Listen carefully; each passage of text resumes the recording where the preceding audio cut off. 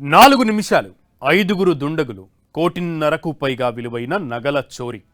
కరీంనగర్లో కలకలం రేపిన PMJ jewellers దోపిడీ కేసులో చోరుగాళ్లు చకచకా పని కానిచ్చేశారు. కళ్ళు మూసి తెరిచేలోగా కోటిన్నర విలువైన సొమ్మును సంచిలో సర్దేశారు.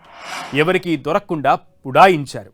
ఈ వ్యవహారం అంతా చూస్తే పక్కా రెక్కి పెట్టి ఈ దోపిడీని పర్ఫెక్ట్గా కంప్లీట్ చేసినట్లుగా కనబడుతోంది. ప్రశాంతమైన కరీంనగర్ పట్టణం ఉదయం ఒక్కసారిగా ఉలిక్కిపడింది. ఎప్పటిలాగే ఉదయం 10 గంటలకు షాప్ ఓపెన్ చేశారు పీఎంజే జ్యువెలర్స్ సిబ్బంది. షాప్లో సిబ్బంది సర్దుకోగానే 2 వ్యక్తులు కస్టమర్లలా దాదాపు 10:30 గంటల సమయంలో వచ్చారు. సిబ్బందితో నగలు చూస్తున్నట్లుగా నాటకం ఆడారు. సమయం చూసి మరో 3 దొంగలు లోపలికి ఎంట్రీ ఇచ్చారు. సరిగ్గా 11:07 3 వ్యక్తులు షాప్ లోపలికి వచ్చారు. ముఖానికి మాస్కులు కూడా లేకపోవడంతో సెక్యూరిటీ గార్డు కానీ స్టోర్ మేనేజర్ కానీ వారిని అనుమానించలేకపోయారు. అయితే వారు లోపలికి అడుగుపెట్టి చుట్టూ గమనించి వెంటనే సెక్యూరిటీ గార్డును గన్తో బెదిరించారు.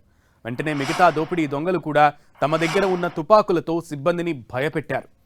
అందరినీ కింద కూర్చోబెట్టి తాళ్లతో చేతుల్ని వెనక్కి విరిచి కట్టారు. ఎవరూ అరవకుండా బెదిరిస్తూ నగలన్నీ బ్యాగుల్లో సర్దేశారు. సరిగ్గా 3 నిమిషాల తర్వాత సిబ్బందిలోని ఒక వ్యక్తి దొంగలను ప్రతిఘటించే ప్రయత్నం చేయగా ఘర్షణ వాతావరణం చోటు చేసుకుంది.